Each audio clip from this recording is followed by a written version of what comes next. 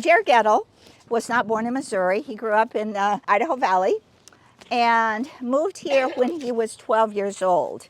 They moved to Missouri for a longer growing season, better growing climate. He was always a seed grower. He planted his first seeds when he was about 3 years old. He was from a family of farmers, gardeners, etc.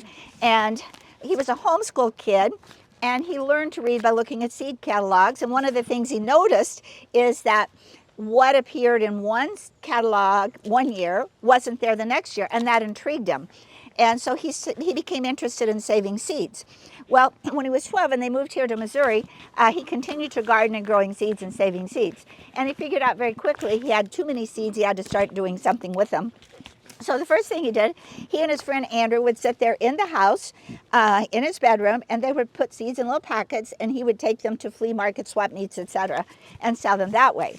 He knew he wanted to do something as a career with the seed business. He just wasn't sure how or what. And so he asked his parents, do you think I could make a career of this? And they said, you don't know till you try. He put out his first seed catalog when he was 17 years old. And the lady at the Mansfield Bank, where he started his bank account, still has a bank account today, used to tell me this story about how the 16-year-old kid came in barefoot with $100 in a bucket to open his account. And so this company has literally grown from this place here. The house was originally a land grant homestead to the Rippey family. And so this remained with the Rippey family for many, many years. Now I want to talk about this tile garden. We still call it the tile garden because it originally had slate tiles all the way through the walkways. In about 2012, Jer and Emily took a trip to Italy to the world's largest food conference. And while there, he fell in love with the courtyard gardens, Italian courtyards. So he did what Jer Gettle does. He came back and made one. Until this point, this was an ugly little hillside with some beans and a goat, and I mean, it just wasn't pretty. So he came back and did all this. Even had a fountain out in the middle of it, because the Italian courtyards usually had fountains. The only thing is, fountains don't do very well here in Missouri. There are 96 growing beds here. If you ever get a chance to come to our tulip festival in April, this is all tulips in April. So let's step into the seed store. This is where our retail business is. Almost all of our sales are done online, but people do like to come and visit the seed store here. And like everything else here at Baker Creek, it started out much smaller than it is. If I remember correctly, he put out 250 catalogs that first year, and now we print more than 1 million catalogs. As far as our seeds go, our seeds are very generally in alphabetical order. We call it Baker Creek alphabetical order. I want you to look at the paintings up on the wall, because those paintings were done by Jer Gettle's mother. She did one per year, and those served as covers for the seed catalog. When Jer and his family moved here, actually, I believe there were 2 buildings on the place. There was a house, and there was one little old barn down there. These buildings were all built to look old. I want to talk about this right here because it's been transformed many times. At one time, that was our speaker barn. Emily Gettle, she's more than Jer's wife. She's more than the kid's mother. She was an aspiring writer. She was in charge of the magazine. Well, her forte now is her clothing boutique as well as tea company. This is a fun place here. We have our little natural stone oven, which is a working stone oven. We just used it at the last festival.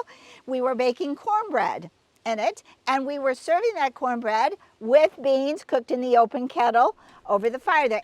The blacksmith shop, we do have a working blacksmith who is here festivals only. This is a good look at our gardens, and all the gardens and greenhouses and warehouses you see down there, with the exception of one warehouse, none of those were here when I started working here in 2009. Down in the valley there, you will see Baker Creek. That is the namesake of the company.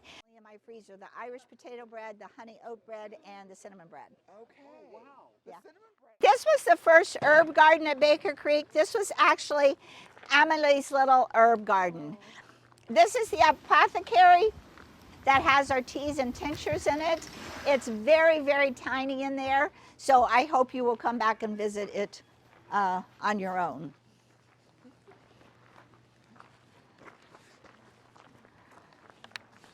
When I started working here, this was that you see it says Yard Goods, Western Emporium, even Seed Museum.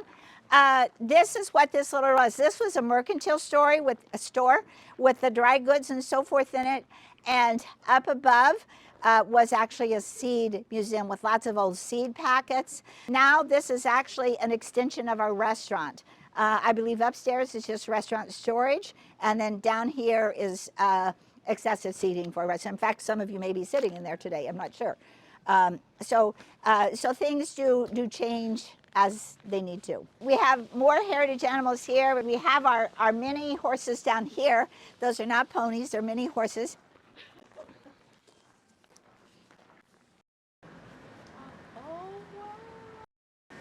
Of all the greenhouses, we can't see them all, but we'll just take a walk around if you want. And if that's okay, if you want to go down that aisle, that's okay too.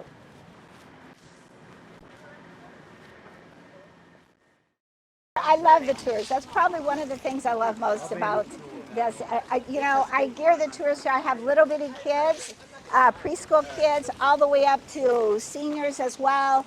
And I just love all the tours. I hope that I have made a difference in helping them to understand the Baker Creek seed business.